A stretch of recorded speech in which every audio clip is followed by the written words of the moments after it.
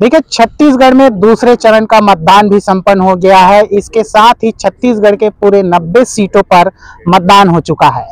आजा विधानसभा में कौन किस पर भारी है? एक तरफ बात कही जा रही थी किसान का हल और दाऊ का बड़ा मन महल, तो जिस तरह से जुटता किसानों में ने दिखाया है और महिलाओं की जो रुझान रहा है, समझ रहे ना, किसानों का रुझान जो रहा है, उससे लगता है कि बीजेपी को कुछ बढ़त मिल सकता है। लेकिन चौबे जी का जो अनुभव है पिछले नौ विधानसभा का, उस अनुभव को भी नकारा नहीं जा सकता।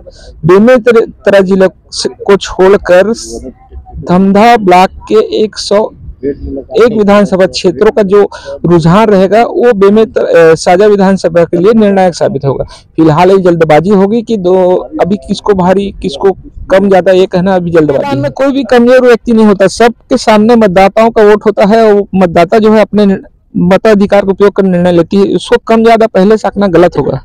प्रकार से बीरनपुर घटना को देखा जाए तो जिसको लेकर के भाजपा ने अपना प्रत्याशी मैदान में उतारा है, तो इसमें तो देखा जा सकता है कि बीच में जिस तरह से लोगों का रुझान भी हम लोगों के बीच गए हैं, लोग उस घटना का जिक्र करते हुए ये कहते पाए गए कि इतना गद्दावर नेता होने के बावजूद उस जो दुखी व्यक्ति है उनके पास नहीं गया है। तो जिसको देखते हुए लोगों का रुझान ईश्वर साहू की ओर देखा जा रहा था। तो स्वाभाविक सी बात है कि एक प्रकार से लोगों की सहानुभूति ईश्वर साहू के प्रति है। देखने वाली बात होगी कि 3 तारीख को रिजल्ट क्या आ रहे हैं।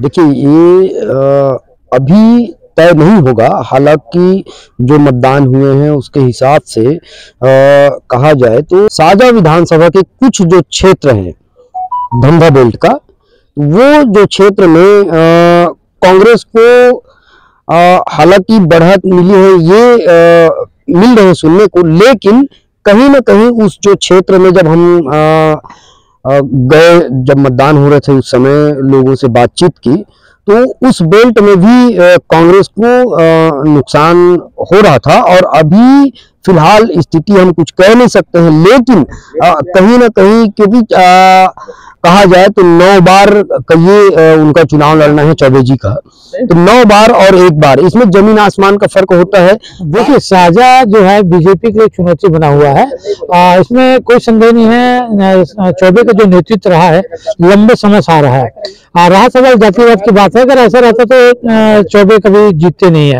ये बात सच है कि वहाँ बहुलता है साहू की लोधी की। लेकिन दूसरी बात अगर हम करें तो 2013 को मात्र छोड़ दें तो वहाँ पर लाभचंद बापना महज 5,000 साढ़े 5,000 से चुनाव जीतने में सफल हुए थे।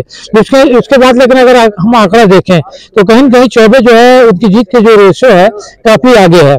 लेकिन अभी जो स्थिति है, अभी जो चुनाव हुआ है, उसमें सबसे बड़ी फैक्टर रहा है बीजेपी जो है वो हिंदुत्व के मुद्दे पर चुनाव लड़ी वहां पर, क्योंकि लंबे पुरस्थ थी टिकट की, उन सबको दरकिनार करके सीधा केंद्रीय मंत्री ने यहाँ पर हस्तक्षेप किया है, जिसकी परिणति ये देखने को मिला है। जो राष्ट्रीय नेता जो है जिला मुख्यालय में आम सभा करते हैं वो साझा पर फोकस किया, तो साफ इंडिकेट करता है कि बीजेपी को साझा चाहिए किसी भी हालत में। अब ये देखने वाली बात होगी कि लोगों में एक प्रकार से जो हवा चल रही थी, लेकिन इस बात को नहीं नकारना चाहिए। भारत की राजनीति की यही खूबसूरती है कि भारत की राजनीति में सभी संभव है। जिस प्रकार से पश्चिम बंगाल में, उड़ीसा में साइकिल वाला, पंचर वाला, मोबाइल दुकान वाला, भेड़ चढ़ाने वाला चुनाव जीत सकता है, तो इसी प्रकार से इस पर भी किस्मत बदल जाए तो कोई अतिशयोक्ति नहीं हो सकती। क्योंकि जिस प्रकार से मतदान के दौरान हमने देखा तो एक प्रकार से लोगों के जो रुझान थे वो दिख रहे हैं। शायद एक चमत्कार हो जाए तो कोई अतिशयोक्ति नहीं है। साझा विधानसभा प्रदेश में बहुत हाई प्रोफाइल सीट रहा और राजनीति में किसी को कम नहीं आंकना चाहिए, है ना।